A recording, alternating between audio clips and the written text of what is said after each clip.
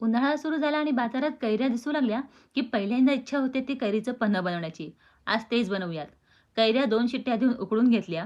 मग गूळ किसून घेतला.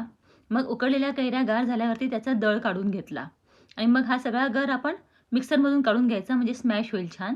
आणि जेवढा दळ आहे त्याच्यापेक्षा दुप्पट गूळ घ्यायचा. तो किसून घेतलेला असल्यामुळे तो लगेच पाण्यात विरघळतो. असा चमच्याने हलवून आपण पाण्यात विरघळून घ्यायचा. मग हा एका मोठ्या पातेल्यामध्ये दळ घेऊन थोडं-थोडं ते गुळाचं पाणी घालून मग तो मिक्स करून घ्यायचा म्हणजे ह्याच्यामध्ये गाठ्या होणार नाहीत आणि खूप छान तयार होतं. मी इथे गूळ काळ्या कलरचा वापरल्यामुळे चॉकलेटी असा कलर आलेला आहे. तुम्ही पिवळ्या कलरचा गूळ वापरलात तर पिवळाही कलर येऊ शकतो. मग ह्याच्यामध्ये थोडं पाणी ॲडजस्ट करून घ्यायचं. मीठ आणि वेलदोड्याची पूड घालून घ्यायची. पन्हं तयार होतं. ग्लासमध्ये थोडासा बर्फ घालून पन्हं दिलं की थंडगार पन्हं प्यायला खूप छान लागतं. एकदा नक्की घरी ट्राय करून बघा.